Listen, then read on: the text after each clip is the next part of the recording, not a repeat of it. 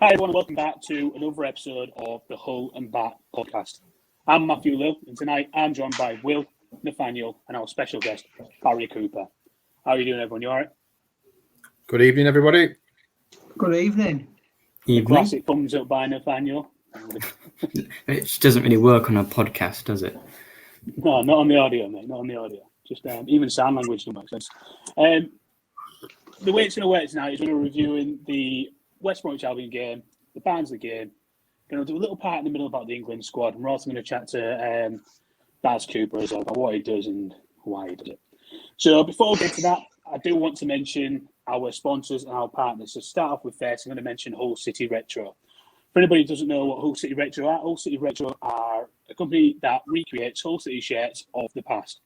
Basically, shirts that we couldn't get hold of simply because we wasn't born at the time. And they recreate these at £50 a pop, instead of us having to buy the authentics at £200-300 a pop. Really that simple. And Will and a few of us on the podcast have got some, and they're really good replicas. I'm still waiting for mine to be delivered. Second one I'd like to speak to is Hull Badgeman. For anybody who doesn't know who Hull Badgeman is, it's Darryl. He stands outside the grounds and he simply sells badges. It's a bit of a dying art due to everything that's gone on recently. He didn't get a chance to be outside the grounds while there's no fans. So it really would help if people would help reach out and help out and support local businesses, especially with the Hull Badgeman.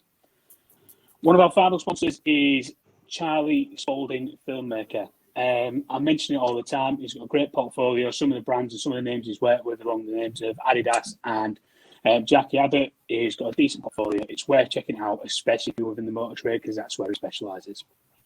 So for those eagle-eyed viewers, we'll see that Ant has now joined us just before we move on to the next step, which is reviewing the West Bromwich Albion game, where we lost 1-0 away from the Hawthorns. We spent a lot of time camped in our own half, and West Brom enjoying a lot of possession. I just want to start this off by asking, what did you all think? And I'll come to you first, because you're going to be the longest one speaking at this point, I reckon. What did you think of the performance?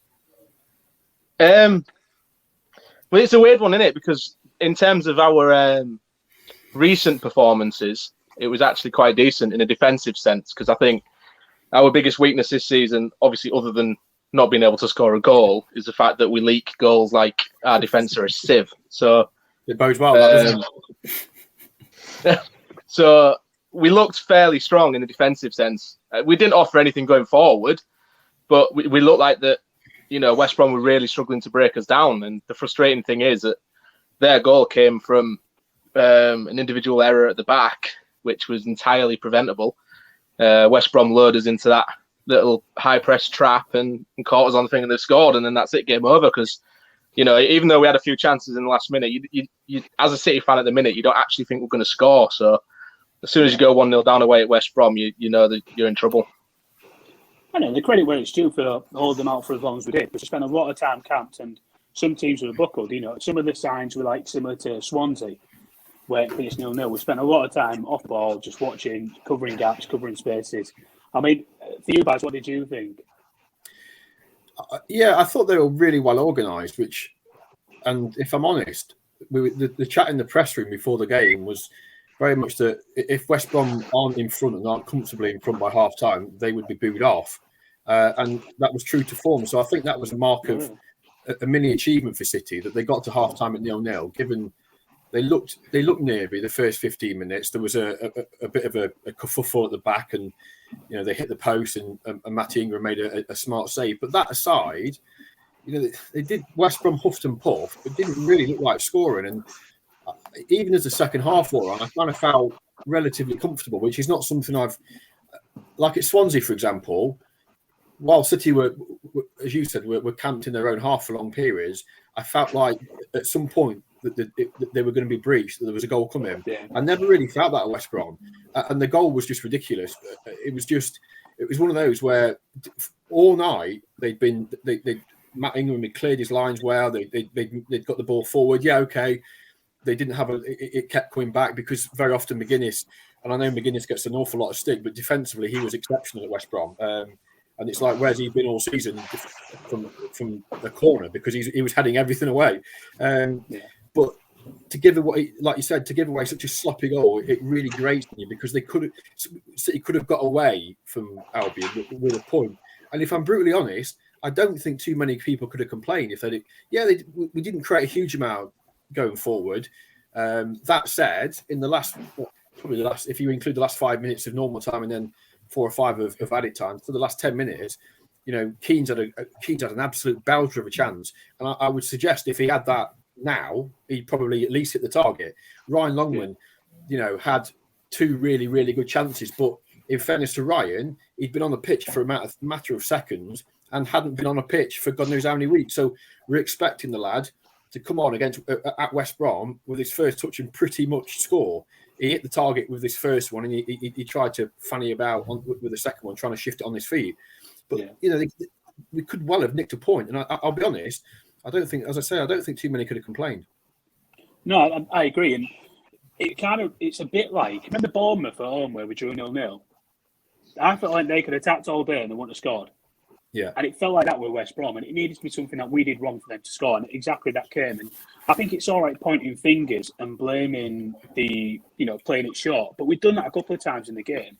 And I don't know if you remember from one of the first ones we did, we got Keane Lewis Potter in down the left wing, and it did a nice little drag back. That could have quite easily been 1-0 us.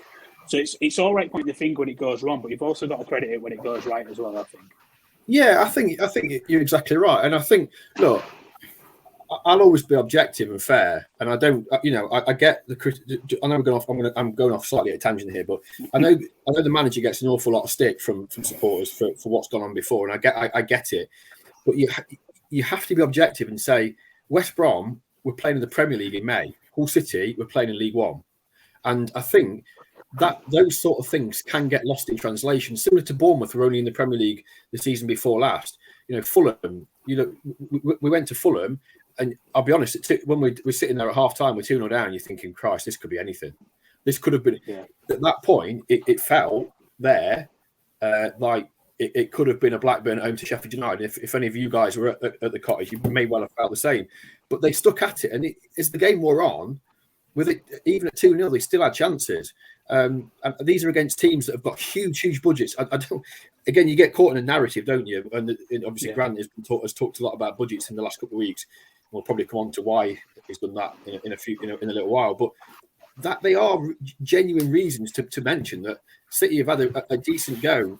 If they go to West Brom and try and play like they did at Barnsley, they're probably going to get torn to pieces. And the same at Fulham. So you have to tailor your game plan to suit the opposition. It can't all be about you. Some teams are good enough to go to Fulham and say, we don't care how Fulham play. We're going to play, we've got better players. The reality is we haven't got better players than Fulham. I think we can all agree on that. So you have to try different ways to set up. And I think at West Brom, they set up McCann set up the best way he could with what he'd got available. But for a calamitous mistake, he may well get a point. The thing is now, with Grant, he's now got that stick on his back where he's got such a bad record. It doesn't matter what he does now. He's not going to come out. I don't see a positive side of him coming out. He could go on and win the next 5 games and he's still got an awful record. And, and that's ultimately what he's going to be judged on. I don't agree in judging him on that because I do see some of the performance levels.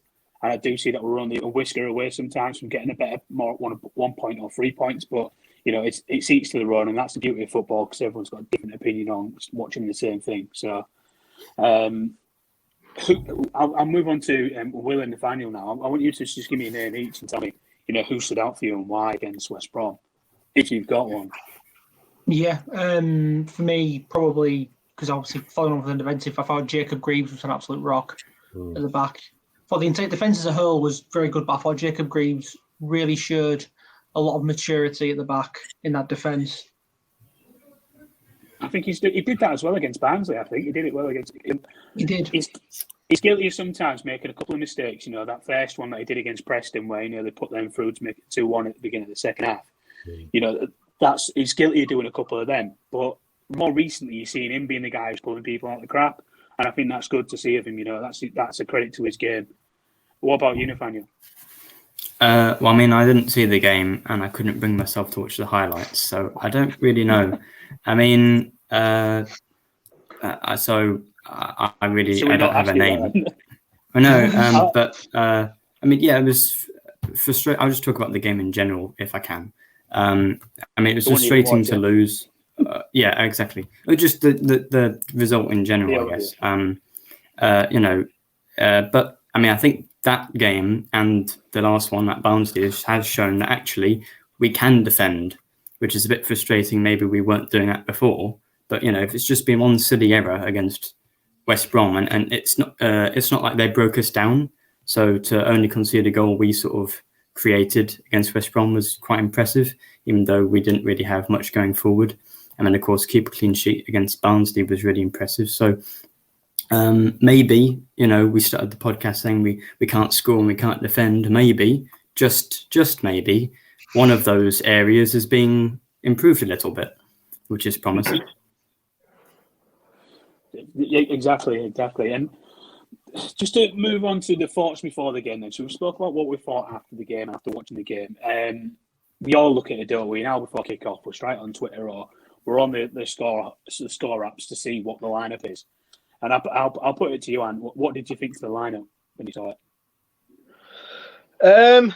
Well, I fully expect the outfield 11 that he fielded now. That's obviously at the moment Grant's favourite starting lineup. I don't think anyone in the City fan base expected Ingram to be dropped, and I can't see why he was dropped. About West Brom, mate. We're still on about West Brom. It's one of them, isn't it? It's like I said, it's the same lineup. He's got. You see, the problem for me is like Smallwood's been in for quite a lot of stick this season, and he's actually been playing quite well recently. My issue with it is why he persists with Wilkes. Now, we all know, and we'll all have a little Wilkes rant on this, I imagine. In terms of effort, endeavour, tracking back, creating chances, getting into space, getting on the end of things, he's just not doing it, is he? And when you're not scoring goals, you want to see a change in the lineup that's proactive. It's thinking, right, this isn't working, so let's change that area. And he doesn't seem to do it, and it's confusing because it's either are the players that can play Wilkes' position just not fit, and he just can't play somebody in, or will he just not do it? Because I know Wilkes scored a lot of goals last season, top scorer, whatever. It's the league below.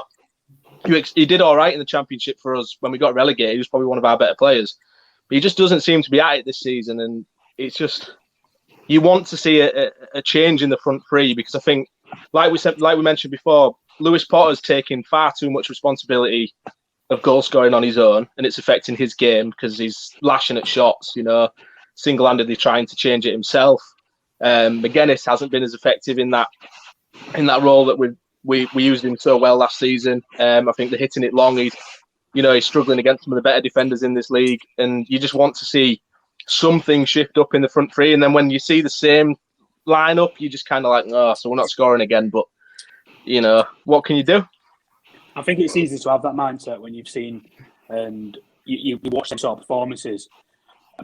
Baz, on this podcast, we're notoriously known for not liking Wilkes in his current performances. I just want to get your thought on how he's been since you've seen him back in the Championship. I think if anybody's read my player ratings, which I don't particularly like doing, if I'm honest, but they'll see that I've continually said that I don't think he's pulling his weight, and I accept that with Malik, he obviously was injured in pre-season. He got then crocked on awful tackle at Preston, which knocked him back a bit, and then he was out for a few weeks. And I think he's really, really struggled to make the step up. I think with somebody like Wilkes, you can get away with it perhaps in League One, that the effort that certainly going back towards his own goal.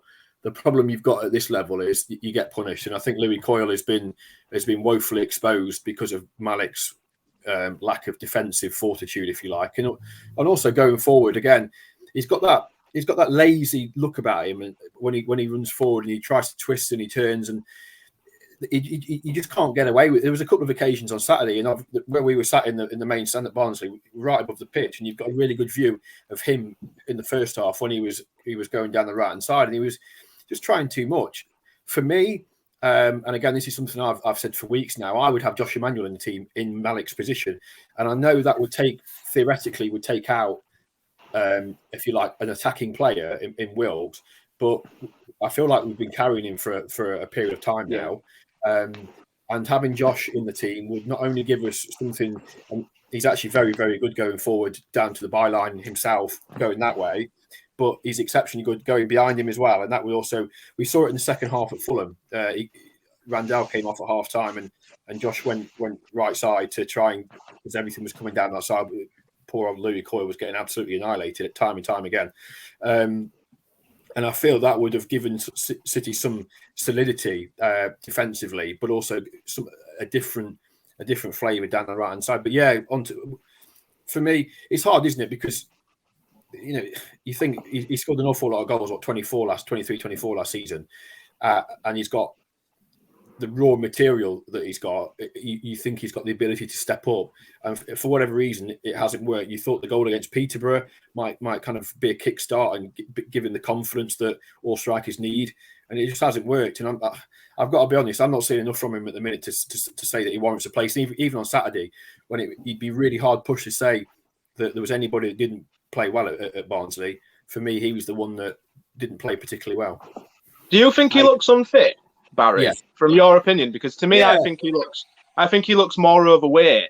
Not necessarily immensely overweight, but he looks stockier. He looks slower. He looks like he doesn't want to beat the last man anymore. And I just thought that maybe that's a. Yeah, I think that's a valid point, and I've said something very similar. I don't think he doesn't look as fit as he did last year. Whether that's a conscious decision by him and the club to maybe change how he operates, but Malik is better when he's got somebody on the back, running backwards towards their own goal that can skin him and put the ball past him. He doesn't.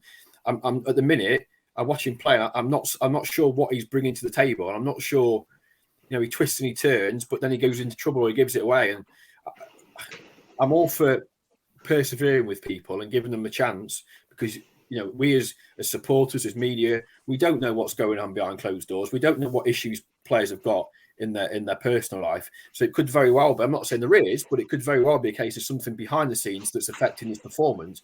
But ultimately, it's affecting his performance. And for me, taking him out the side, whether you go a Josh Emmanuel or whether you go with a Ryan Longman or even a Tyler Smith, I think we touched on it earlier on. I believe there are options there. It's not we must play Malik Wilks because we've got nobody else, and even if he's only on one leg, we'll play Malik Wilks. I feel there are alternatives, and the side would be stronger at the minute if he wasn't in it. Yeah, I think you've nailed it there, because it seems to be like if he's half fit or he's got a bit of fitness about him, he gets put in the squad because he's got that moment, which we also last season. He's got the ability to create a moment out of nothing, but at the moment, we don't need that. We need people that are going to do the doggy work, people that are going to do the hard work, and he's just not doing that for us. And I mentioned it, I think probably about 6-7 weeks ago now, and he seems to be the only winger I know in the world that wants to roll his fullback. He's happy being back with his back to him and then try and spin him, and he just can't do that at this level. The fullbacks you're going up against know how to defend. It's not as easy. It's too predictable, mate. It's too. Yeah. You can get away with it in League One and doing it time and time again, and you can get away with it to a certain extent in the Championship, but not every single time. Look, Josh McGuinness did it beautifully on Saturday. Back to goal, Coyle fizzed it into him. He spun his man, went away and crossed it, and that's what led to the opening goal. So it can work, but Malik is trying it too often, and he's for me he's a dream to defend against. You've got Keane Lewis Potter on the other side, who is an absolute nightmare. So much so, Barnsley made a change, and then I think it was it Jordan Williams. Then number 2 went off because he just couldn't cope with Keane, and they couldn't cope with him. That's the difference. You see, Keane's direct. He's happy to run in behind. He's happy to get the ball played on the deck inside right and go. Malik just offers nothing, frankly, right now. A part of me thinks that maybe it's about the game plan, because we do see a lot where the inside wing is tuck in and allow the overlap. Is he just looking for that overlap too often? Because it would make sense if he's got his back to him and wants to spin off and shoot with left, or the easy layoff to the right for Coyle to put a cross in. But it's just nothing's coming productive of it, and that's a really difficult part. I think we're struggling with that. But I'd like to see the wingers alternate wings during the game. Do you know some managers get their wingers to swap sides during the game, like occasionally, just to keep the fullbacks guessing? Because to me, Wilks doesn't have a right foot at all, so he will never ever go. Whereas Keno is quite happy to go either side, so the defenders, you can't lure him down one way because you don't know which way he's going to go. Wilks only has a left foot. So he's always going to do the same thing. If he's not backing into his defender, he's going to try and cut inside. He won't go on the outside. So all the fullback has to do all game is keep showing him on his outside, and then he runs into a corner and loses it. If you swap the wings every now and again and get Wilkes on the left side with his left foot and stop trying to play with the inside forward route, maybe pop a couple of crosses in for McGuinness, where arguably he's best, then, you know, in the game, that shows that bit of variation that fans are pining for, because at the moment it's just repetitive. It's the same, and it's the same for 90 minutes. There's no change unless like we drastically need it, and then it's usually too late. So for me, I'd like to see him swap wings every now and again. Yeah, and one person I want to give a good mention to is McLaughlin. You know, and I mention this a lot when a player comes on and they come on cold, which generally when you come on as a centre back, it's not a tactical change on the 70th minute. 9 times out of 10, it's an injury. So to come off cold and put the performance he did against West Brom, you know, he deserves a lot of credit there. Anyone agree? Yeah. Mm-hmm. Yeah, definitely. Yeah, McLaughlin's a brick wall. I've always thought that whenever he's played. I've never been, I mean, maybe it's because he's mostly played in the Cup. Like I remember he had a fantastic performance against Stevenage, but that's Stevenage. So, well, he had to play a bit at the end of the first Championship season. We went down, didn't he? And I think that's right. Because that team was so poor, he gets chucked in the, well, he's not very good category, because that team was just calamitous towards the end. Yeah. So we had 3 ex-Hull City players playing against us against West Brom, in Snodgrass, Livermore, and Townsend. What did we think to them? They didn't score, so that's something. I thought they were all going to. I was a guarantee that Snodgrass would bang a free kick in. Yeah, I think Livermore and Snodgrass, you can tell their best years are behind them. They didn't look anywhere. Like if you remember the Snodgrass that was single-handedly trying to keep us in the Premier League that season we sold him. He didn't look a shadow of the player of that. And then you got to look at Livermore, that was the box-to-box dynamo, beefed up a bit towards the end before he left us, but was still playing that sort of destroyer role a bit effectively. He was behind the game a little bit. I do like Townsend though. I regret letting him go, seeing how good he's become as a wing back. He's very good. If you notice how wide he stayed, obviously that's part of their system, but he was just hugging the touchline and he was like 15 yards away from the nearest City player, and he just had so much space to stretch us. And he was happy to bomb up and down all game. I thought he was quite good. Yeah, there's a few like that in like Townsend, where at the time there wasn't deemed good enough, and then you see them come back and they have the better moments, and sometimes they're higher than us in the league. You know, you've got your Sonny Bradleys, Liam Cooper, and, you know, you've seen it now with Connor Townsend as well. You know, these sort of players were deemed not good enough for us, and now they're having better careers than us. So, you know, Josh Tymon's another one at Stoke City, isn't he? Yeah, Tymon as well.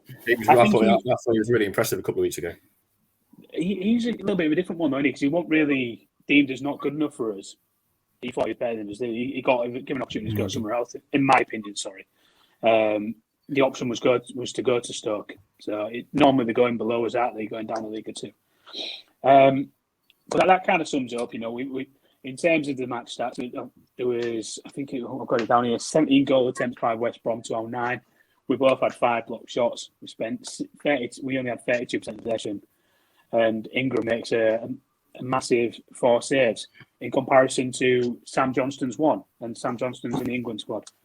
Anything gone on there? Yeah. We laugh, Matt, but that's another fair point. You know, you're up against a side with an England goalkeeper. That's the reality of the piece. There was also the one as well, actually, where he saved. It doesn't count as one of our shots on target, but the ball went. I think it was Lewis Potter who put the ball in the box, and Malik sort of went for it, and their defender Kipri, I think it was, got sort of Johnston. Oh yeah. You know, so I mean, I think we should claim that as a shot on target. So that's increased. We're now 2. Wonderful. We'll claim our shot. But overall, I think the group are coming together now and saying, you know, overall 1-0, expectations managed. You know, against West Brom, we didn't expect to go in there and, you know, run away with the game. We didn't. A draw would have been nice, but, you know, 1-0 is I'd like to say a good result against a team like Baz said was in the Premier League in May and we was in League One. So, you know, keeping it amicable was a good scoreline for us, I think. In different circumstances, it's a good result. The problem with us at the minute is that we desperately need points, and you know, you like we say, West Brom are a team that if at the beginning of the season you'd said, what are you expecting to get from the Hawthorns away, you'd say 0. But given how desperate our situation was at the time, you know, lowest scorers in the league, in the bottom 3, only off the bottom because of Derby's points deduction.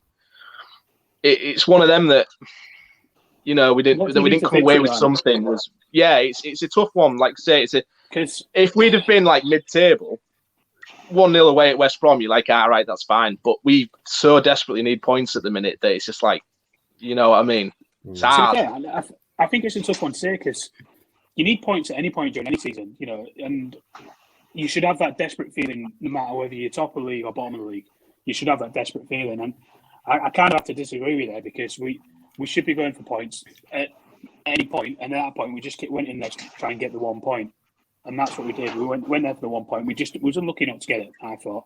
And like I said earlier on in the show, Grant's now been based on his results, not his performances, and some of the performances have been good, which is a real shame. But I'll move us on now past the West Brom game. You know, that's the doom and gloom of the loss that the no points picked up. And I just want to speak with Baz a little bit, you know. Baz, you obviously employed at the moment by the Hull Daily Mail. Is it the Hull Daily Mail that's still known as Hull Live? It's Hull Daily Mail, Hull Live, part of Yorkshire Live. It's just that I can't keep up with it now because that many different strands. But ultimately, we still print a newspaper, so it's the Hull Daily Mail and Hull Live is the online version. I can't remember the last time I saw Hull Daily. I used to pick one up every single day on the way home from school for my mum. The late edition, because they used to do that, didn't they? They used to do late edition. Make sure you get the late edition, son. So, how did you get into it? Like, have you always been into journalism, sports journalism, or? Yeah, I mean, when I was basically, I wanted to be a football writer when I was at school, and I used to the club I used to play for. I used to write the match reports and stuff like that. I used to English was one of my things at school, and then I sort of went away and did an apprenticeship in like administration, and various other opportunities came up, and it bizarre really. One afternoon I came home from work and I picked up 442 had been delivered because I used to subscribe to that, and there was an advert for a sports journalism course at university, and I thought, you know, that's what I really want to do. So I phoned up. This was the August of that year.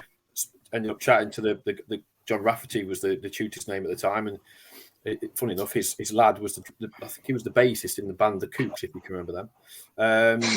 Who? Sorry, The Kooks. The Kooks. Yeah. Oh yeah, The Kooks. Yeah. Yeah, and he offered me a place, and literally overnight I quit work. Thankfully, I was only 18, I think, 17. So I was still living at home, and I could, you know, packed up my job and went to university overnight, and that was that really. And then obviously you come out of university with a journalism degree, and it's everybody else in the world wants to do what you do and write about football. So you kind of have to go, right, how do I do this? And worked at Centre Parks and various other organisations, and the opportunity came to get a job. I thought if I could, I'd done sales before. I'd worked in schools and taught PE and what have you, and I thought if I could get my foot in the door at a newspaper doing some sales, that might give me a way in. So I did. Cut a long story short, got a meeting with the guy, the publisher at the Nottingham Post at that point, and said, look, give me a chance. Just give me a chance to prove myself. And I started working in their promotions department.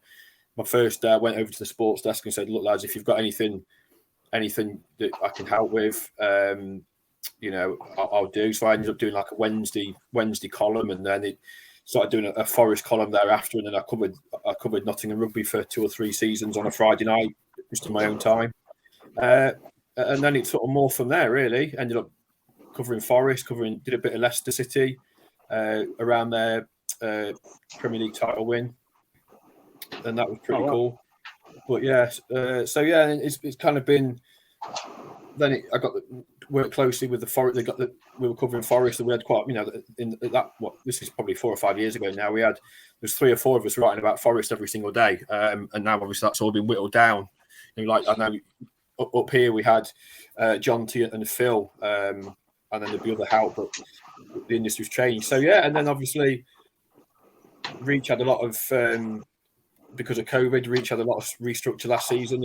Phil clearly departed, and the opportunity came up to come up to Hull and cover Hull City, and it was there was one or two other opportunities around there was one or two Premier League clubs that were there, but there was something I quite liked about Hull City. I love I'm familiar with the area. I spend a lot of time up on the East Coast. My dad lives in Bridlington. There's just a nice symmetry there with the area, and it felt like a good move. And obviously, I must admit, I didn't expect the situation with the club to go on as long as it did. I kind of was a bit naive in that possibly, and thought, oh, it'll be all right. We'll have a meeting, common sense, and we'll sort it out within a couple of weeks of the season starting, and then we'll be best pals again. But no, so it's kind of it's one of those, Matt. You have to you have to work for your opportunities, and you have to put the groundwork in, and you have to do so many hours and work really, really hard to get to get the opportunities if you want it. And I speak to quite a lot of students who ask for advice and stuff, and you always say that put yourself out there. Don't be afraid to go sort of away to do other things. If you want to get to where you want to get to, you've sometimes got to be prepared to move around and put your name out there. Go and do things you don't necessarily want to have to do. Put the hard yards in, and hopefully you'll get your rewards. And to say, put the foundations down for you to build on afterwards, and credit where you've done where it's due, because you've done that. And reading some of your articles, I actually quite like it. I didn't used to connect with Phil, so I'm reading yours. I really quite like them. It makes me want to look onto the whole live site again, which is good. Yeah, I appreciate that. It's difficult because we're in an industry now where years ago newspapers just gave readers what they thought they wanted. We would fill the paper with X, Y, and Z, and we would believe that everybody wanted to read it because the paper, we sold X amount of copies of the paper. Well, we're in a different world now, and unfortunately, we have to do stuff. Fans read stuff that we don't all want to do. We wouldn't all class as, top quality journalism. There's many ways to skin a cat, as the saying goes, isn't it? And we have to, ultimately, we've got to pay the bills. And there's some stuff that we'll put up online that you think, I'd rather not do that, and I wish I didn't have to. But you have to. We're in an industry, as I say, which is it's challenged now, and there's so much competition, and advertising is so key. So we've got to be able to be flexible in terms of what we do, and also we haven't got the staff anymore, as I mentioned earlier on. We've got Phil and Johnson, one or two others that would write city content. As I say, in Nottingham we'd have a team of 6 or 7 people, and at any given point, 4 of them would be writing about Forest. So, and that's now one, and the same for me. It's basically, I've got 3 days off at the end of this week to spend some time with the family, but there's nobody in my absence. There's nobody to cover. So I've got to write stuff this week to try and fill that void, And so that creates strategies. But ultimately, it's the best job in the world, isn't it? Because we get to write about football. So you can't have any complaints. This one, I ask you, so obviously you go to every game, home and away. I mean, is this covered on your expenses? I don't go to every home game, do I? Because I'm not allowed in. You can't go to home games, Matt. Thanks for rubbing it in, by the way. I mean, I had a spare cash for a couple of weeks. You could have used that, to be fair, mate. Completely slipped my head. So, what did you do wrong? I only know is that people just want to be. People want answers, and you are the guys that ask the questions. Are you taking the brunt of that? In what respect? Sorry, say that again. So I'm kind of trying to work out what went wrong between the Hull Daily Mail and the Allens. Yeah. So as I understand it, obviously I wasn't around at the time, but it was when the season was curtailed because of the pandemic. There was the situation with Jackson Irvine and Eric's contracts, weren't there? And there was a story that the Athletic did, and around that time, and then there was a couple of pieces that there was one that Phil wrote and one that Smales wrote that they took umbrage with, and as I understand it, they banned the Athletic or banned the reporters from the Athletic concerned. But I guess, and this is purely this is just my opinion of kind of looking over it. Yeah. The Lambs couldn't, or EHAB couldn't impact the Athletic ban, and the Athletic has no impact upon their business model. So a way of kind of making an impact, if you like, was to ban the local paper. So that's what he decided to do back in June 2020, was ban the newspaper from attending matches and speaking to anybody at the club, attending press conferences and so on and so forth. And that ban's been in situ ever since. And as it do you think they tried to use it as kind of like a deterrent for any kind of negative press? Because I think the article we're on about, if I remember it, is it the one where it was sort of like trying to go into detail about why Steve Bruce left and things like that, and a lot of allegations against the owners and like things going wrong at the club. Is it that? Yeah, I think there was. Just looking at where the club had gone wrong over a period of time, obviously on the verge of being relegated, and it wasn't just a relegation either, was it? It was a catastrophic collapse. Selling the timing of the sale of Grzycki and Bowen and all that type of stuff. So I think it was just a culmination of things that you can't second. The thing is, you can't second guess these people. You're not dealing with humans; you're dealing with egos, and that's what happens in business at this sort of level. So I can't second guess what their reasoning was. I know it wasn't a club decision, as in, it's not a relationship issue between the media folks and the paper or the commercial folks. It is a sole decision of EHAB. It was EHAB's decision, and it's been EHAB's decision to retain that ban. And I know from speaking to the manager and players privately, obviously off the record, and because they probably get lynched if people knew. This is going to come out.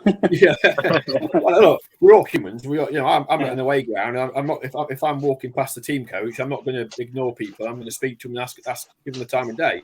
And that it's been nice to be honest with you. At the end of last season, it was nice to get a bit of support from the players and the manager, and because we tried to be. I think all you ever want from people is honesty and fairness, and be objective. And if you've played shite, then you expect to be told you've played shite. If you've played well, you want to be told you played well. And like at Barnsley on Saturday, just because fans hate Grant McCann, I'm not going to come out and say, "Oh, it was a disgrace. It was this or it was that." It was. You give him credit. You say he got his tactics spot on, he got his team selection spot on, and his players delivered the game plan that he's been wanting to deliver for God knows how many weeks, spot on.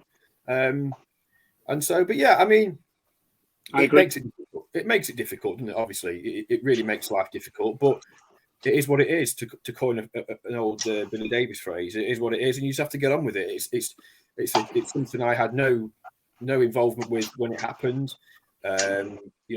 I had a meeting at the club back in October last year. Came up before the home game against Peterborough last year. Came away from that feeling quite positive, and actually naively and stupidly thought. I think that was the Tuesday and the game was on the Saturday. And stupidly came away thinking, we might be back around here on Saturday. No, but hopefully if there's a change in ownership, that obviously if there's a change in ownership, that it will change. And I'd like to think if there isn't a change in ownership, then at some point, Mr. Elam will see common sense. And I know he doesn't particularly think the local media is of any importance. I know he puts a lot. He thinks his website, the club website, is the be all and end all. But the reality of the piece is that isn't the case at all. Fans don't want to read the official website because that only goes so far. I mean, the match report comes out like 5 days afterwards. So I mean, what good's that? Well, look. You speak to anybody at the club away from obviously the man with the purse strings, and they will tell you that they want a relationship with the local media. They want, we want to work together. We want, there's a lot of things that we can do to help the club and what have you, and also ultimately hold them to account when they need to be. But we aren't their PR mouthpiece, and if EHAB thinks that we should be, praising them at every given opportunity. Well, I'm sorry, but that's not how it works. And it is ludicrous when you think about it, isn't it? Because the biggest part of football is the fact that there are so many fans and there are so many sports writers and so many, like Match of the Day, for example, can give their opinion on a player's performance or a team's performance. And that is the joy of football. You can discuss what you thought was best. Like me and Matt disagree so often about football, but here we are still talking about it. I didn't kick him off the podcast because he didn't agree with what I said. It's madness, isn't it? Because you've got Ehab wants this sort of perfect, I think, this good feeling aura about the club because obviously for reasons that we can see, there's quite a toxicity around the club, and I think he's sort of done a knee-jerk reaction to forever having his managers or himself asked negative sort of questions, and he's just petulantly gone, no, not having it from any of you. And it's just, as a fan, like there's banning Humberside, for example. There's a lot of supporters now that can't listen to the game. Like they've got to pay for the audio commentary through the club, and it's just when you sit here as a fan, it doesn't add to. They're all about building bridges with the fans and trying to encourage fans to come back in, and then they do things like that. And you just sort of think, well, you're not helping yourself in this situation. Yeah, Benzi is going to ask you some tough questions. Yeah, the Hull Daily Mail are going to give some player ratings about the performances, but what difference does it make to you guys? It doesn't make any difference to them at all. Yeah, it's childish, and I just hope that common sense prevails, and that if the Lambs own the club for a little while yet, that we can sort something out, and if they don't, then hope you'd like to think common sense would prevail, and we'd be at the press conference to unveil the new owners, whomever they may be. But look, I don't think there's anybody in the land that thinks this is normal behaviour. It's irrational, it's petty, it's childish, and it serves no purpose. It doesn't help anybody. And ultimately, for me, I've said this from day one, that it's the supporters that miss out, because it's you folks, the supporters, the ones that the club claim to care about. They're the ones that miss out because they don't get the coverage that they deserve. Look, we're a newspaper, so we divide opinion, and not everybody likes journalists. And you could log on to the Hull Live website, and we could all probably pick off 10 stories that we don't like and that we wouldn't like. And it was the same when I worked at Nottingham Post. There'd be some stories that my colleagues would have to go and do that none of us would want to do, but it's a job. We have to do it. I just think sometimes you get a bad reputation for it when all we want to do is try and promote the football club in a positive way. Yeah, if the results are terrible, we're going to say, but just to throw your toys out the pram and go, you criticise us, so we don't want you. It's just, it's petty. But like I say, it's a decision that was taken before I arrived. It's something I can have no involvement with, and I just hope that for the supporters' sakes, it gets sorted, because without the Hull Daily Mail, Hull City gets virtually no coverage. The Nationals aren't interested. Obviously BBC Humberside do what they can, so it's the Hull Daily Mail or nothing really. And the club website interviews are pretty stale. And that isn't a criticism of anybody that does them, but having worked on the other side previously, I know what's expected, and there's a certain party line that you have to toe with club interviews. And so, I came out the ground on Saturday, and you've got Matt from the BBC and Leon from Yorkshire Post and one or two others stood outside the press room in the cold talking to Keane Lewis Potter, and I couldn't get past them to go to the toilet, so I had to wait for them to finish the interview before I could get through to go to. It's like those sort of situations. And I was sat in the press room actually when Grant was doing his press conference, because just doing my post match stuff, and you got Grant sat there at the top table, and you got Dan, the press chap next to him, who's a fantastic fella, and Matt interviewed him, and the only other person in the room, there must have been 20 people in the room. There was only Leon that asked him a question, and for me that's just ridiculous, absolutely ridiculous. I've got a list of questions every week that I want to ask the manager and whoever's available, but I can't, and so I can't. There's a limit to how many answers I can get for you. It's a joke, as I say, without wishing to bore you all to death. It is. I'll try and take you away from that, Baz. And there's something I wanted to ask you. I think if I ever any journalist or anybody who writes, and especially for a newspaper, I was asking this question. What's the weirdest story you've ever wrote or you've had to like cover?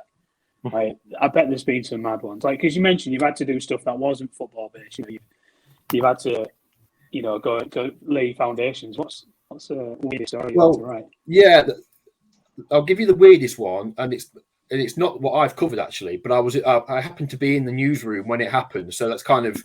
I think it's even better actually. The first one was a couple of years ago. Well, no, it's probably 5 or 6 years ago now actually. And it was an incredible story. And it was at Christmas, and a fella bought an Xbox. Thought he was buying an Xbox off eBay for something like £1, and it got delivered. It was a printout of a picture of an Xbox. I've seen that. That was mad. But the best one that I've been in newsroom for in recent times was it was a quiet Sunday. I don't know if you remember the Notts County chairman used to be, or the owner used to be, a chap called Alan Hardy. Crazy local businessman, owned the golf club, crazy fella. And we were just carrying on with our Sunday afternoon fairly quiet, as I say.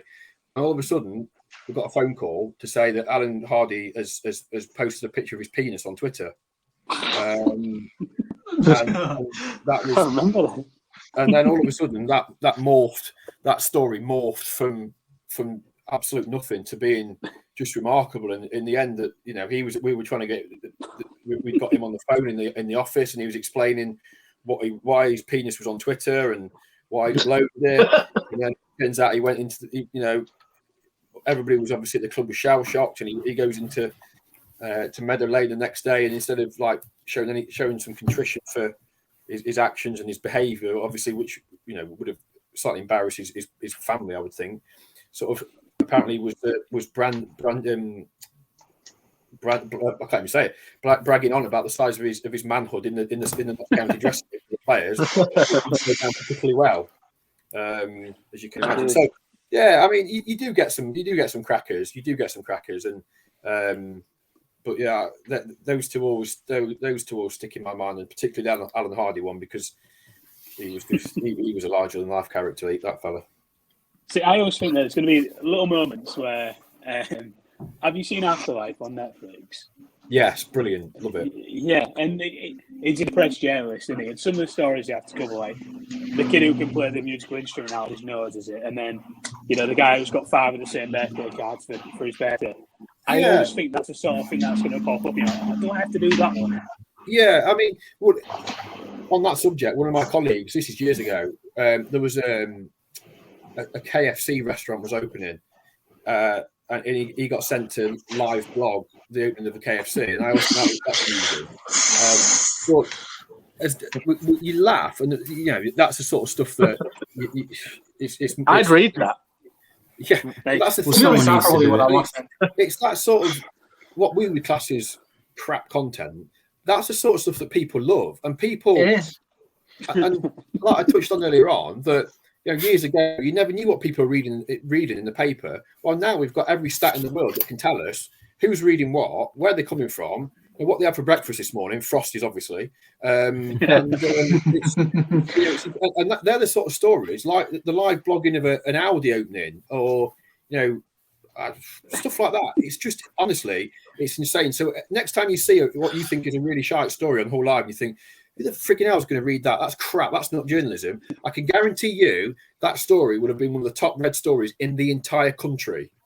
And people read it, and so it's only there because people read it. If people didn't read it, we wouldn't put it on the website, because nobody, there's no point. That's why you don't see. There's a lot of stories that would have been in a newspaper 10, 20 years ago, like good news stories and stories about village fate and. How somebody rescued probably a cat's not a good example, because cat stuff does really well, but it's just mad. And honestly, sit and look at Chartbeat in an afternoon, and some of the stories that are top that have got 1,000 people reading them at that time, you think, Christ, really? But, I mean, the guy fans are interested in his transfer stuff, and that's sad. I could spend a week writing a feature on Peter Taylor's left testicle, for example, and that's going to be the best story in the world, but nobody read it. But yeah, a salacious transfer rumour, Keane Lewis Potter going to Manchester United for £30 million, that will generate all the hits in the world. It's absolutely bonkers, trust me. And you see it yourself. I mean, the guy who's writing the live blog for KFC got free food, so he's a real wing-wing. He's got a wing-wing there. Yeah. So, you can have it on, boys. Moving on from that then, Baz. I'll move on to a little section because we're coming to the international break now. We're all England fans. And first of all, I want to say a massive welcome to Harvey Cartwright, who's had a call up to the 21s, under 20s, sorry. So hopefully he makes his debut and gets a bit of game time. That'd be nice for him. But we've seen the squad now for the seniors. Has everybody seen it? Is everybody aware of it? Or do you want me to just quickly run through it? It did change a bit today, didn't it? Yeah, so at the moment we've got one Save Johnson, Pickford and Ramsdale. In the defence, we've got Trent, Chilwell, Cody, Reece James, Maguire, Mings, Shaw, who has currently got a concussion, so he's apparently going to join us a little bit later, John Stones and Kyle Walker. In the midfield, you've got Jude Bellingham called back up with Henderson. Mount is currently at the dentist, so he's going to join us a little bit late.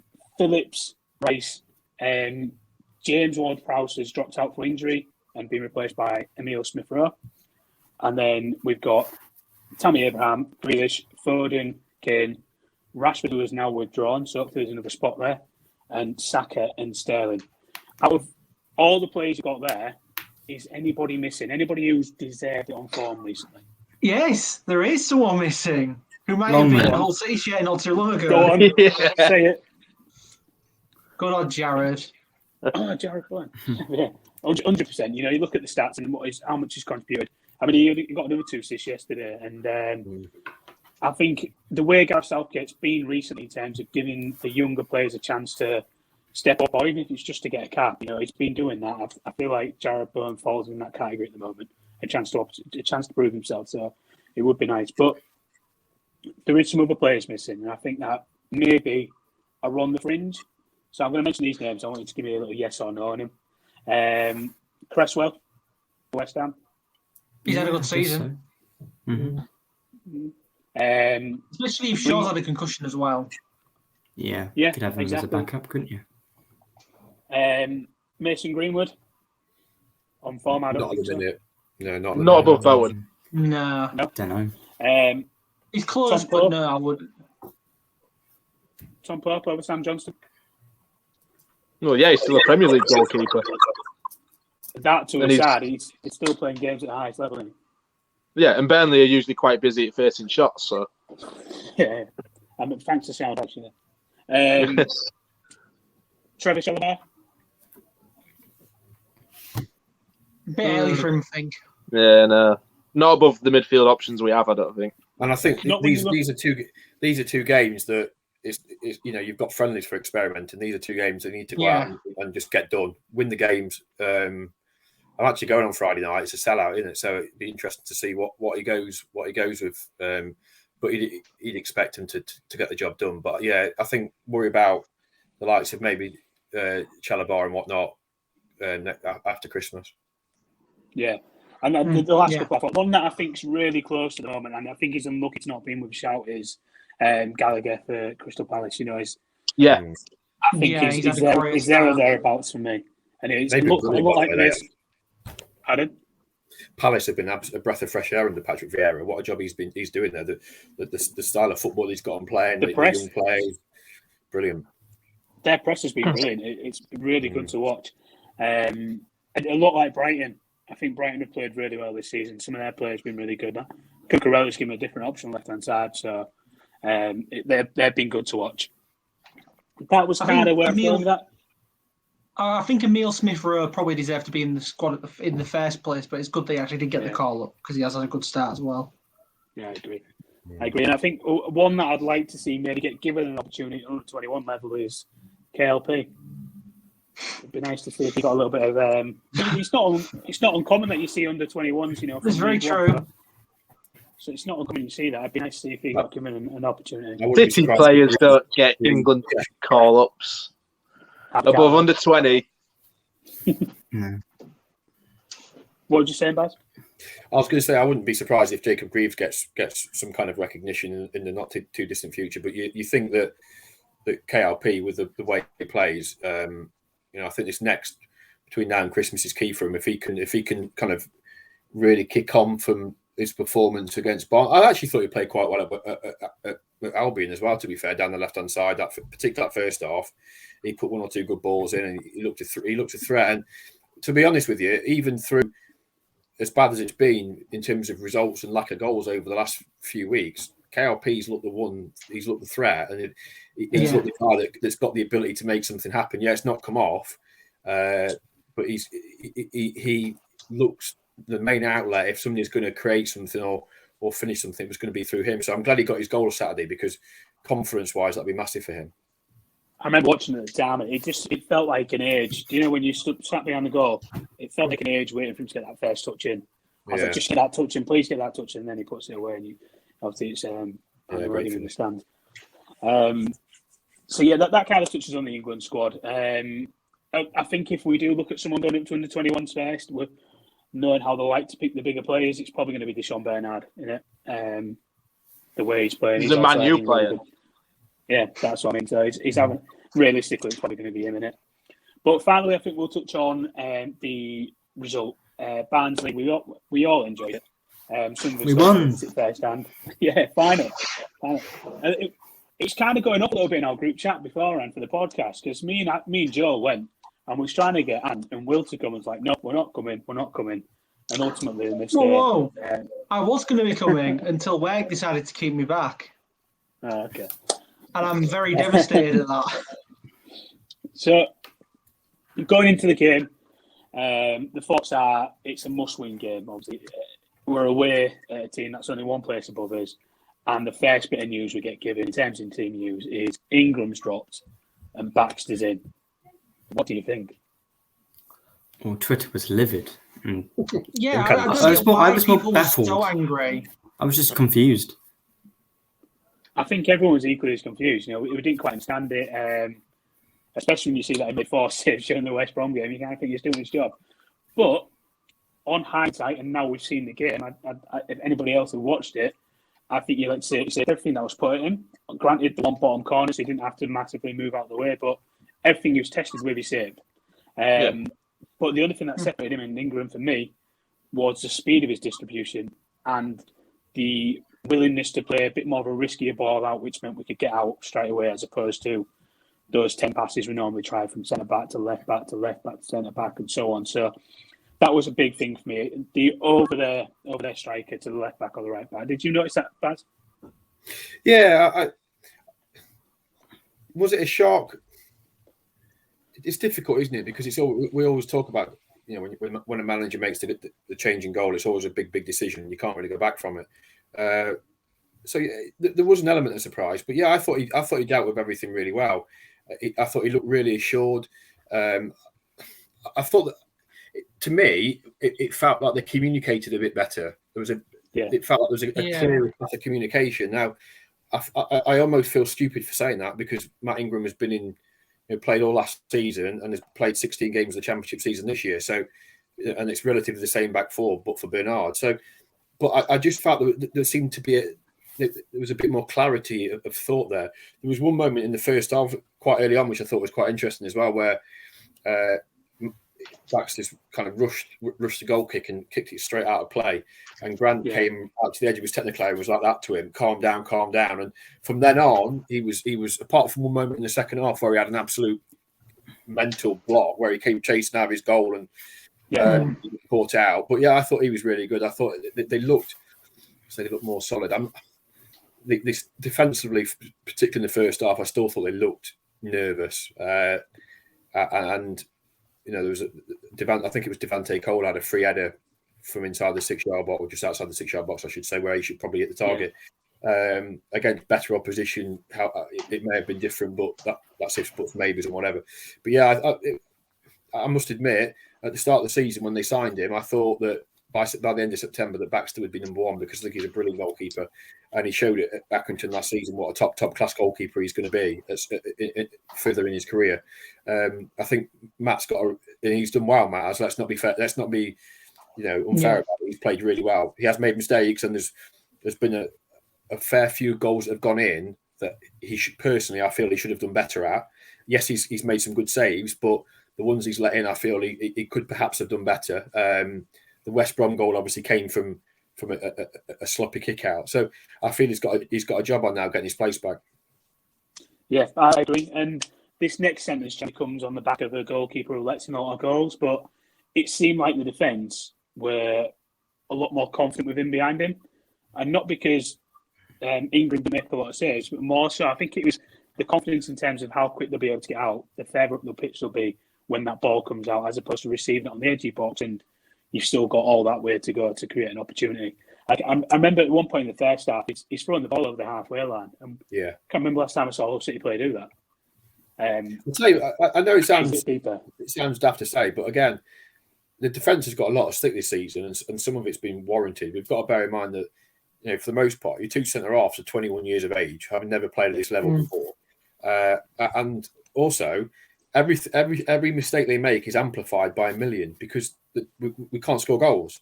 So they know that if they concede one, that's the pressure they're under. If they concede one, chances are they're going to lose the game because we can't score at the other end. So you could see on Saturday, as soon as George scores the goal, 37 minutes in or whatever it was, the confidence just came flowing through them. It was like watching the City away from home last season.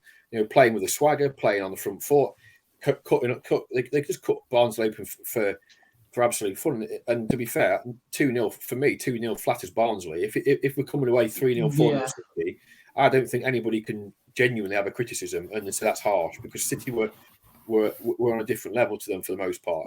But that confidence, because they scored first, that gave the whole team confidence. It gave suddenly they're in front. Up to that point, we'd led for 37 minutes in the season, which is ridiculous. 16 games in, and I think we can't underestimate the confidence that goal gave them, and it gave the defence. They were like, now we can play. Yeah, no, I agree. And I think up until that goal, it still was a little bit nervy. I don't know if you picked up on it yourself. It was definitely was. They spent some large spells deep in our half, and we did well to keep them at bay. But it's right by saying there was spells, and games can sometimes be won by having a good spell and scoring while you're on that good spell.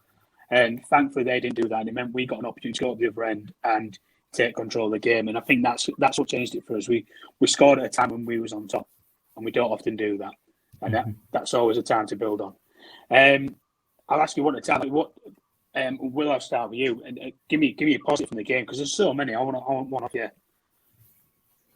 I think it was just the midfield three seemed to be so in control of that play. Whenever they had the ball, the passing was. Whereas recently our passing has been maybe lackluster at times. They just seem to have everything bang on. Yeah, and obviously, as a result, like Honeyman in particular it was like last season again. Watching Honeyman, he just all over the place, passing everywhere, the crossing. Obviously, he got a goal and an assist. Yeah, he's back, isn't he? He's back. He's looking good. I'd have thought maybe it'd have been a good idea to bring him off towards the end. He was looking a little bit jaded, but ultimately McGuinness needed to come off as well. You couldn't make 3 subs with only 2 subs left, so one of them had to stay on, and I think he made the right choice. What about you, Ant? Any positives? Did you watch the game? I didn't know. I said before the game I was going to mute all Hull City-ish media because I was just fed up of watching the same. Even Ant's kicked you out now, Baz. Well, it looks like you need to keep doing that then, Ant. Yeah, well, but the after about 30 minutes, I caved in, and I was glad I did because we ended up winning. Like you can't stay away. That's the most frustrating thing. And but from what I could gather, I think you've got to. Our biggest weakness this season has been conceding silly goals, conceding set pieces, lapses of concentration at the back, and as you just said, defensively, organisational wise, we're just so much better. And when you have that solid platform, it lets your Honeymans, your Keane Lewis Potters, your Dohertys press forward because they're safe knowing that, them guys at the back are having a good game, gives them more confidence to go forwards. And if we're not conceding goals, we're not losing. So, you know, we haven't had many games where we've got clean sheets this season. So the fact that we managed to stay organised, not concede a silly goal, and stay solid was my positive. Yeah. And what about you, Nathaniel? I'll go, scoring 2 decent goals. Like, I know we scored the 2 against Middlesbrough, but that was a really lucky kind of own goal that we needed, but it was luck. And then the second one we got because we were 1-0 up and it was the last minute and there was no one defending. But this time we scored 2 goals that, were especially the first one was well worked. Extremely rare through ball to the striker, which I said on the other podcast, if we just pass it forward along the ground to the striker, that might actually work. And it did.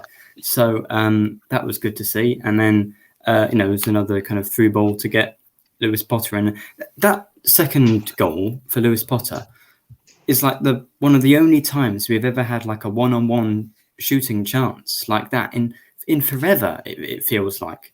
Usually from like a set piece or a long throw or just a bit of luck, but actually had a proper decent scoring chance. So, like that was nice to see. Well, yeah, but that wasn't like we didn't create that normally. I know what you mean. You're trying to trip me up, whatever, yeah. But, cool. No, I know what you're saying. That was nice to see. So the goals. When they're chasing, is it?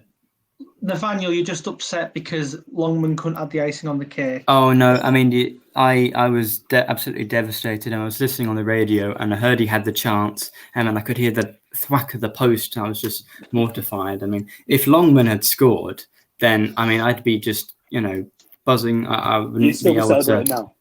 I'd still be celebrating by the time the next, game came around in 2 weeks. To be honest, I would probably next game, because again, Wilkes didn't have a great game. I would be starting Longman.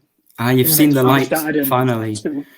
They started him 5 weeks ago. Let's be realistic. But, I would have started him 17 games ago. Oh yeah, Longman, Smith, KLP. Yeah, that's the way forward. Which positive are you bringing to the table, Baz? For me, it was look. Grant said something a few weeks ago, and he got pilloried for it, didn't he? He said, and I get what he's trying to say. He talked about the performance, and he's talked about how it's all about the performance. And he explained it. Sometimes Grant explains things poorly. He doesn't necessarily say them how he wants to say them, if that makes sense. What he was trying to say was, if we get the performance right, then the result will follow. If we do everything right within our performance, we will get the result. And I think that was what he got on Saturday, was they did largely everything that he wanted them to do and has been wanting them to do for a period of time, but it all clicked. So the positive for me was actually scoring first and just seeing City, seeing the players look like they were enjoying themselves. For the last God knows how many weeks, they haven't. At Luton, they looked, that first, I shall never forget it, that first 10 minutes at Kenilworth Road, they looked scared. They looked like little boys or I should say little like rabbits in headlights. They looked all over the place. And if Luton had scored that first 5 minutes, I know they scored 17 minutes in the end, but if they score it first 5-10 minutes, that could have been a massacre by half time, similar to what Coventry suffered there, because they were so poor. They just looked shell shocked. But there was a different, and there was a very different attitude. I think they got confidence from West Brom. I know they got beat, but I think they took confidence from the manner of the display, how resolute they were, and the fact that they lost because of a silly, Doc had his pocket pinch for the goal, for the ball in the end, but there was, the goalkeeper should have done better. McLaughlin should have done better. They all should have done better in the build-up to that goal. But I think that gave them confidence that they'd gone to the Hawthorns against a very, very good side at this level, and stuck at their task manfully. Now, going to Barnsley, I just saw a different, right from the first minute, I saw a different attitude from them. I saw the attitude that I saw 23 times, pretty much 23 times on the road last season. An arrogance, but in a good way. We're here, we're good enough, we're going to play. And too many times in the Championship this season, there's been large facets of the game where they've looked like they feel like they don't belong at this level. And forget all the noise around the ownership, forget all the noise around the manager.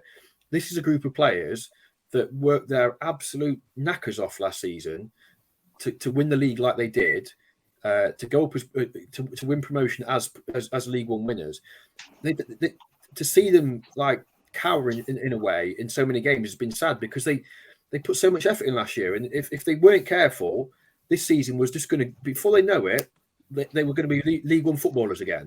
And I think there's been a fundamental change in their psyche over the last week or so, where they thought, hang on a minute, lads, if we carry on going like this, we're back down there. We need to do something about it. And it's almost like it's a, somebody's flicked the light bulb switch, and they've gone, hang on a minute, this is getting serious now. We're 16 games into a season. We've got to pull our socks up, and we've got to start getting results. Now, look, we went into the last international break on the back of a 2-0 victory, having played not great against Middlesbrough, but got a result. Now, the acid test is when Birmingham come to town in 10 days or whatever it is, can we then deliver a performance and now start putting 2 or 3, not necessarily wins together, but can we beat Birmingham and then maybe get a point at Cardiff, because that's a huge game. But what we can't do is allow another run of 5 games like we've just had after the international break, losing 5 games in a row, because we're back to square one and Saturday counts for absolutely nothing. So I agree. That was kind of going to bring me on to the next point. Sorry, in terms of the international break, like as the international break come at the wrong time, it was easy to probably say that last time, to say it's probably come at the wrong time in the back of the win, but it did allow us to get the likes of Huddleston, and I think it was Coyle back. Coyle came back from suspension, was it? So, it meant that some players are coming back, and Honeyman was coming back from injury as well. They didn't help, though, did they? Regardless of that, I mean, at the time, you kind of think, well, big picture, we're going to have a full fit squad.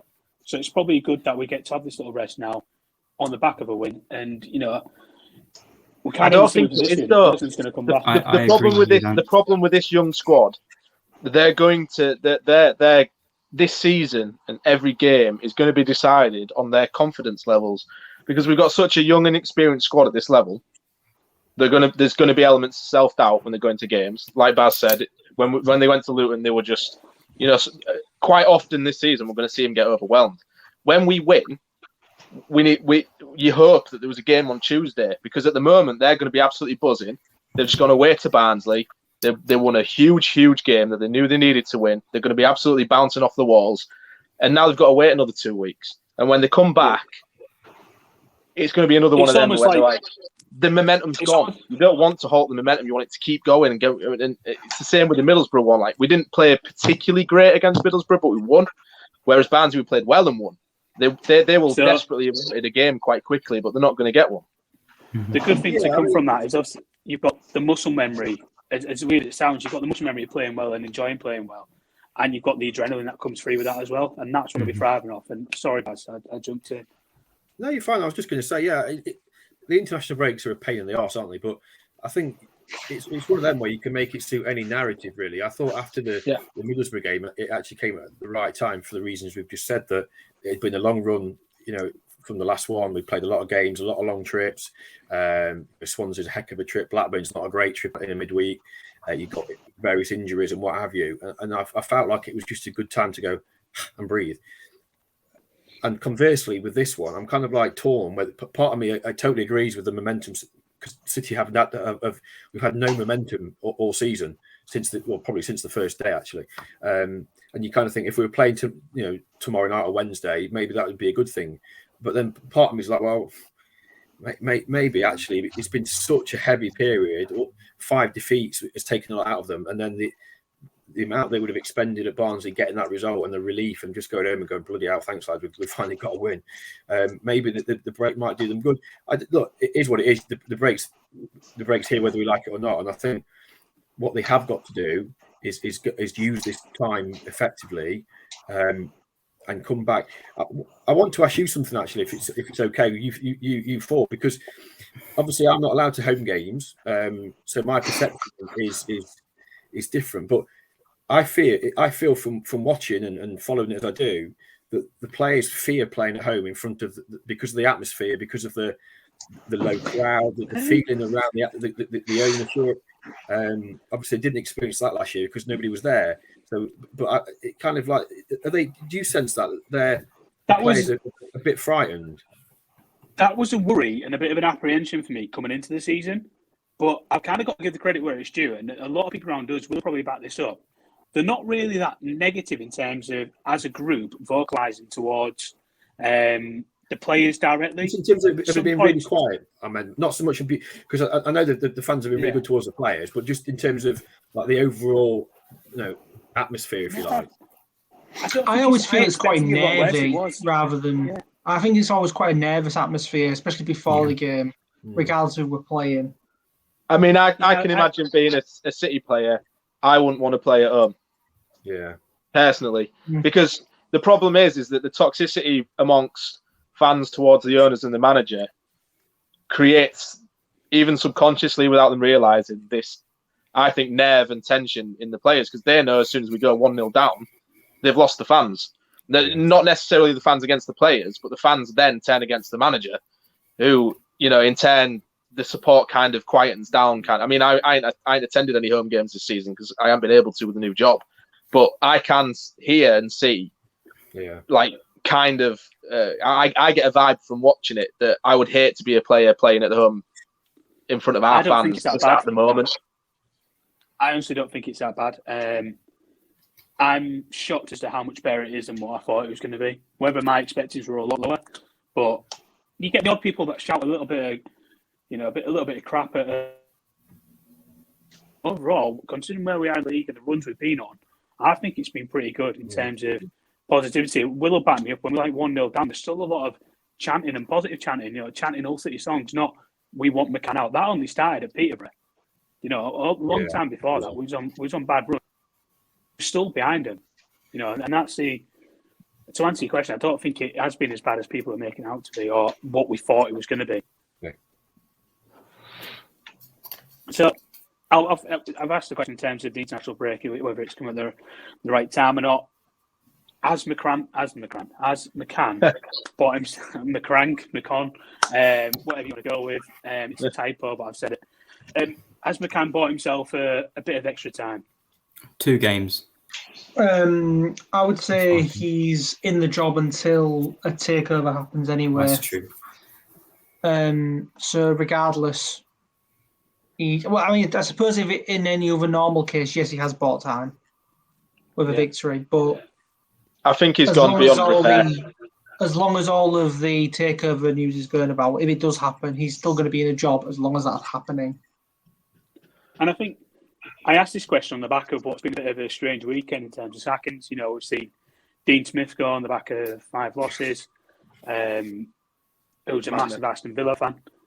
And then you've got Daniel Farke who's gone after winning his first game in the league. Winning a game. With Norwich. Neil Warnock goes straight after the game against Middlesbrough and comes out in the press and I knew it was going to happen anyway. There's been some weird managers. I think I've missed one off. Was there 4? I think there's 4 unless it was 3.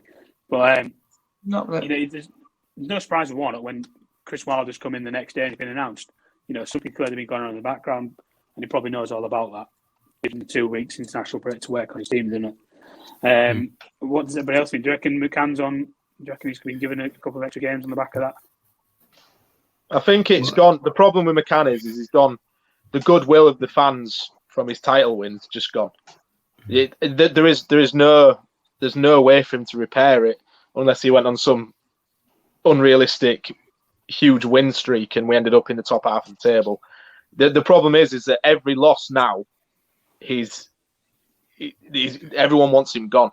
And I mean, I think I asked on the podcast account a question that even if we had the takeover come through and we had the new owners come in, would you still want McCann to be manager and given a budget and see what he can do with, spending some money, or would you just want him instantly gone? And everyone wanted, obviously we were in bad form at the time, everyone wanted him instantly gone. And I just think it's that thing where he'd have to win a lot of games in a row. And then even that one loss at the end, he could probably win 5 games in a row and then lose a game. Everyone would want him gone.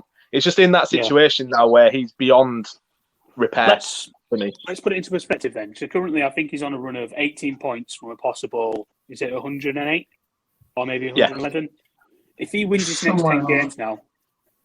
next 10 games now, that's 141 points available and he's only got 48 points out of it. That still isn't a brilliant stat. So there is a lot of work that needs to be done in terms of turning around the form table, I think. Yeah, I think for me, it's one of those situations where I feel like if supporters were, again, we're playing hypotheticals, aren't we? If supporters were present last season, do Hull City get promoted in the first instance? That's another debate for another day. Probably not. But the problem, the issue I think Grant's got is because of the way that the season fell apart in the Championship. You think that the last games that you folks were there to see was a Tonkin at home to Leeds and a Tonkin away at Stoke City, and then we have the pandemic. We come back and we get relegated on the back of some ridiculous, 16 defeats in 20 all told. But then because they did so well last year and there's nobody there to see it, so I feel like had that happened with fans in last season, there may have been a potential healing of the relationship between the supporters and the manager. And a bonding, if you like, because of the success, a natural bonding because of the manner of the performances and the success that brought. But because that wasn't the case, it's almost like it's not been necessarily brushed into the carpet, but it's easy forgotten. And so everybody comes back, fans come back into the stadium. Yeah, okay, we're in Preston, but fans come back to the MKM as it is now and see the team getting tonked 3-0 home to QPR. Yeah, played well against QPR and didn't deserve to lose 3-0, but lost 3-0. And then you lose against Derby, and suddenly fans went away having seen the team being beaten every week, and they've come back seeing the team beaten every week. And I think because they didn't have that bond wasn't created last year, I think that's had an impact. And for me, it feels like no matter what Grant does now, the relationship between him and the supporters is untenable, which is something I wrote a few weeks ago. And I think if the circumstances were different, and the relationship wasn't like it was, I think you'd probably say, actually, he's got the tools, he's got the ability to probably turn it around as with a group of players that are probably playing at their maximum. You can't criticise their effort. They just, as a group of players, they haven't been good enough. That's not their fault. Richie Smallwood has got a lot of stick this season from supporters, but for me, effort-wise, he's playing to the maximum of his ability, and I think a lot of them are, but. I just think that the relationship between Grant and the supporters is at such a low that 5 wins wouldn't do it. And like you say, Anne, he could win 6 in a row, but then that next game, and we're back to square one again. And that 6th game, that 30 out of whatever gets forgotten. So he's going to go if a takeover happens. Obviously, the comments he's made in the last week or so to the BBC in terms of like mitigating factors, and then opening up a bit more about Bernard Grzycki and talking about his budget at the Hawthorns last week, it's the sort of stuff you'd expect a manager to say that, to a potential new owner to say, look, hang on a minute, give me a chance. This is not all my doing, and it isn't all his doing. I think he gets a lot of stick because he can be quite abrasive to the media. He can be say certain things to fans. I don't know the fella, obviously. I've spoken to him a few times, whatever. But I get the feeling that sometimes he says things and they come out not quite how he means them. If that makes sense. I'm not his fanboy. I'm not trying to make excuses for him. I don't owe him anything or whatever. I'm just trying to be objective and say it as I see it. Really.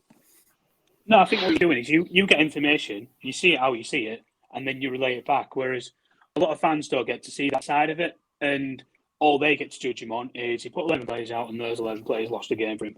And a lot of fans are guilty of judging managers based on results. We all do, don't we? Because we're all fans ultimately. We all see it as we want to see it. I think I'm a rare breed because I prefer watching a good game. I sit here as a Hull City fan and I'm happy. I watch it as a neutral and think, oh, this is a good game of football, regardless of what colour the kits are. And I think I'm a bit weird in that aspect. And I think QPR game is where our season went wrong because we went into that game on a really, really good performance on the back of Preston. We unfortunately go 1-0 down against QPR, and then in large against a run of play at the time, and then when we're getting back into the game, we're unlucky and Moncur gets sent off. And I didn't like that decision because he got pushed in the back before he slid in. It wasn't a sending off either, by the way. That was a poor decision. No, he got pushed in the back, and the momentum took him through the play with a lot more force than he wanted to. He gets sent off, and then we're chasing the game with 10 men and 1-0 down, and we ultimately lose the game. 3-0, and it's not a game I don't think we deserve to lose. Maybe we could have lost, but the performance was there for us to have a lot better scoreline, and I think that's kind of knocked the sales out of the players.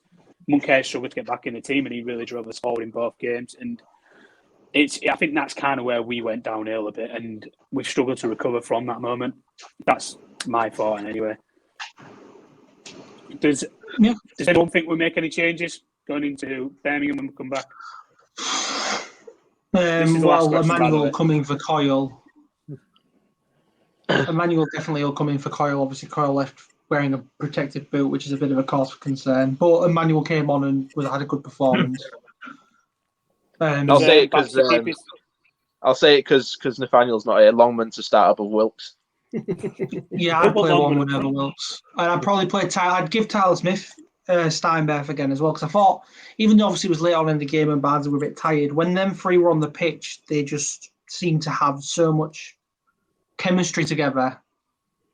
I think he likes. We as home fans like to see the tenacity and the running off the ball, and we get that with Tyler Swift. Getting mixed up with Taylor Swift. Taylor Swift. Tyler Smith. yeah. Should be better than McGuinness at the moment.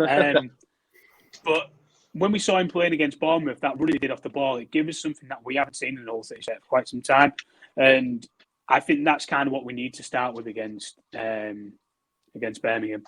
Well, the only problem is at the minute is that we play McGuinness, and we're trying to hope that he acts as this outlet for the attack that we can sort of hit the ball into, and he'll keep it in his feet and then spread it out wide for the wingers to do the damage, kind of thing, like we did last season, and that he did so well. But this season, it just doesn't seem to have been working. And like we've mentioned before, how more static the players seem to be in the middle, and not really making movements that are progressive, trying to go forward. We keep playing it from the back four into the midfield, and then back to the back four, and then the opposition keep the shape, and then we kind of go, well, I don't know where to pass it, and then just hit it long. And McGuinness isn't holding it up, so we spend a lot of the game sort of just hitting the ball long and then it coming straight back to us. I think fans are pining for the likes of Tyler Smith and someone different to Wilkes that'll try and run beyond, because that front three, if you can get the ball down and play and start asking questions and playing through balls in behind and trying to play on the counter, which you assume that they were going to do quite often this season, because we're not going to be on the front foot of every game, obviously. That front three, that pace, that direct running that they do would be an absolute nightmare for any back four. And I don't know what it is with Smith. He came in and then he sort of vanished out the squad for a bit and then has come back against Barnsley. I don't know if there's maybe a fitness issue or, he's sort of, the strikers are on some sort of, because he brought Eves in for a bit and then that didn't work out. So he put McGuinness back in, first chance he got. And do you know what I mean? It's a tough one. I think it's a little bit harsh on McGuinness, because when the ball hits him, he is good at what he does. If you hit him directly to his feet or maybe to his chest, then he's great at what he does. But anything above that, in terms of holding the ball up, he generally tends to struggle. And if it's not when it doesn't hit him, it's a dead ball half the time. But I thought when the time he was on, I thought he was effective on Saturday, and particularly the first goal where he spun his, as I said earlier on, the Coyle fizzed the ball into him and he spun his marker, put the ball in for the opener. But yeah, McGuinness was key to how they played last year. His ability to be almost like the human battering ram and take two defenders, and that freed up KLP and Malik on either side. But I would personally stick with McGuinness. I think he's limited at this level, but I think he brings enough that would warrant him being in the team. If you've got a Smith, stroke Longman, who's had, we should also add that he's been poorly with COVID, so that's why he's been struggling. Yeah, I like Tyler Smith. I'm a big fan of him, and you speak to any defender, and they say the one thing they hate is pace. Yeah, being up against somebody like a McGuinness is physically difficult and tiring, but KLP and Tyler have got so much pace, and they've got the ability to take the team 20 yards further up the pitch, and that's what they were doing on Saturday. KLP was doing, and obviously when Tyler came on. But you've touched on it already. But the ability of the midfielders to be busy and to play further up, and that's what they were doing Saturday. And Doherty was exceptional, and George as well. And you've got kind of Richie in that shielding role. And again, at risk of repeating what we said earlier, that was what we saw on Saturday was exactly what we saw away from home last year for the most part, and that was why they were successful. So, great they've gone back to it. Why it's taken 15 or 16 games, I'm not entirely sure, but we are where we are, and we'd be happy we've got it. Yeah. Well, that kind of wraps up everything. So thank you for joining us, Baz. It's been a pleasure to have you on, learn a little bit more about who you are, what you do. So thanks for joining us, and fingers crossed we can get you back in the stadium. Can I ask Baz one more question before we finish? Yeah, go for it. Go on. I've been asked to ask a couple actually. So we had someone on Twitter ask, do you know, say McCann is sacked, for example, the takeover goes through, McCann's sacked. What manager do you think realistically is going to come to Hull City? That's a really, really difficult question, isn't it? Can I come back? You've loaded that one right at the end. I don't know. A lot of people were talking about Chris Wilder. I don't even like Neil Warnock. I don't think that's the way to go.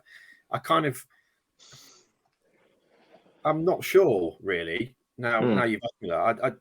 It's a difficult one because they've got a young group of players. The average age is 25, but they've got a relatively young, talented group of players, and I think it all comes down to the investment, doesn't it? Because at the minute there's no investment, so Grant's having to work with a transfer embargo and two hands tied behind his back because he's got no money. I'm at this stage, I'm really not sure. And Alex Neil would be possibly, but again, I'm not. Yeah, he'd be if you were to. Like now, if I was to think of a name, Alex Neil probably, but I'd want to do a bit more research. I'd want to look into it properly and see who's, I quite like the pop idea. It in an article. Yeah, I quite like the idea of a Graham Potter coming in from Ostersund's or like Ian Birchall at Notts County. You're thinking outside the box rather than just going for the managerial merry-go-round of manager's been sacked, let's bring him in. He gets sacked, let's bring the next manager and it's been sacked, and so it goes on. I think sometimes you need to look outside. Like Brian Barry Murphy, I was impressed with what he did at Rochdale again. The way they played, but a limited budget and all. I don't know. I don't know. Like a Postoglu at Celtic, he was a great shout. Yeah, I tell you what, I like Ryan Lowe at Plymouth. I think I think he's got something about him. He seems to be doing a good job down there. So yeah, probably something like Ryan Lowe if I was pushed actually. Yeah. Okay. Your question. And then the question I think that every City fan, and I know I've asked you on Twitter, and you genuinely believe. Yeah. So in terms of the takeover, I know they've said a club statement about being in a period of exclusivity and stuff, but understandably so because it's failed so many times already. In terms of the takeover, do you see it actually happening, or do you think because we don't actually know this much about? We can pretend we know some things about this geezer, but realistically, does he have the money to actually buy the club and keep us going? Is it going to go through? I don't think he's got the money himself. I think he's got people with him that have got the money. So I don't think there's any issue about the finance. I wouldn't be too concerned about lack of money or he's going to come in and buy the club and then suddenly can't afford to pay the water bill. So I believe that he's got money, but I believe he's also got people with him that would not necessarily consult him as such, but backers. Yeah, like for example, he may buy 80% of the football club, and he may have a kind of a silent partner that has 20% or something like that. But there's certainly money there. He's a genuine. He seems to be like he's not one of these fake shake kind of fellas, or the con artist Alonso that tried to buy Derby. Posted pictures of somebody else's house on Twitter to try and claim he got some money. He seems a genuine article, albeit very difficult to get in contact with. But look, it seems to be that he's going through due diligence now. I'm always loath to say too much because you as City fans know you've been further down the track before and there's been false dawns. The Alams have been saying cheerios just to the office staff before and it's not happened. So I think this is different. I think there's a will now, a genuine will to get the club sold, to move on. I think they've accepted that they've taken it as far as they can financially. They've taken it as far as they can. And for the benefit of the family and also the football club, they go their separate ways. So I think, yes, I've been sceptical all the way through. I'll be honest. I've not been sure. But this last week, 10 days, I've started to think actually this could well happen. And there's certain things going on behind the scenes, and I'd love to go into them, but sometimes you just can't, for whatever reason you can't. There's certain things that have happened behind the scenes that would lead me to think that they're on the way out. And hopefully we can put what they are will come out in the wash in the coming weeks. But I would be more confident knowing that these things are happening behind the scenes than if they weren't. Exclusive. Baz tells us it's happening. When it falls on its arse, it's not my fault. I'll take that. I'm happy with that answer. Yeah. No, it's good. But thanks for having me, folks. Anytime. It's always a pleasure to come on and talk to you lot and engage with the supporters, because that's it. You're the lifeblood of the football club, and as any fan is, and it's important to be in touch with you folks and understand what you're feeling. And I'd urge any City fan to come and talk to me. I'm approachable. I want to know your stories. Come and talk to me. It's a wonderful football club, and I've been honoured to cover it for the last, as best I can, for over the last 18 months or so. It's been a heck of a ride, and hopefully the next 18 months will be similar. Oh, but there was a solid then, Baz. Follow us back on Twitter, mate. Okay. I'm awful at following back and messages. I'm terrible. My mates tell you I'm even terrible at replying. My brother will tell you. He'll text me, and I'm like, yeah, I must reply. And then 3 days later, he's like, did you reply? No. I will. I will, Joe. My AirPods just died on me, so I think that means I have to wrap it up. I think that's. But it's been a pleasure having you on, Baz, and I think the guys will agree. It's been nice to see a different face. Like I said, I didn't really connect that well with Phil reading his stuff, though. It's been nice to have you on. I appreciate it. I'm just you folks. Look, that's all I'm just a football fan. I love my club. I love going to watch the games. I'm passionate, and I want. I think that I just want to be able to put my stamp on it and make you folks enjoy what you're reading. Because if I don't enjoy reading it, I know you lot aren't. And ultimately, we're all the same. We're all football fans. We all love our club. We all want them to do well. So let's hope that the next time we speak, we're talking after a few victories and we're a bit further up the table. Fingers crossed. Cheers, Baz. Thanks a lot. Take care, folks. Cheers, Baz. Thank you very much. See you later.